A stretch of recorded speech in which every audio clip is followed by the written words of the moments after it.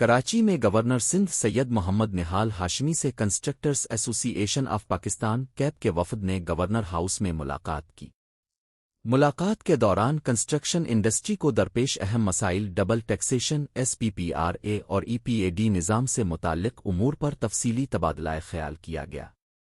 وفد نے تاخیر کا شکار ترقیاتی منصوبوں کے لیے فوری فنڈز کی فراہمی، کنسٹرکشن انڈسٹری ڈیولپمنٹ بورڈ کے قیام اور صنعت کو درپیش مسائل کے مستقل حل کے لیے مؤثر اقدامات کی سفارش کی۔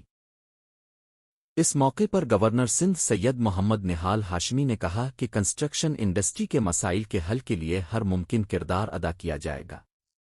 انہوں نے کہا کہ ترقیاتی منصوبوں میں شفافیت اور کاروبار دوست ماحول حکومت کی اولین ترجیحات میں شامل ہے۔ گورنر سندھ کا مزید کہنا تھا کہ گورنر ہاؤس کے دروازے کاروباری برادری اور کنسٹرکشن انڈسٹری کے لیے ہمیشہ کھلے ہیں، جبکہ وفاقی اور صوبائی حکومتیں کاروباری تنظیموں سے مسلسل مشاورت کے ذریعے مسائل کا مؤثر اور پائیدار حل نکالنے کے لیے کوشاں ہیں۔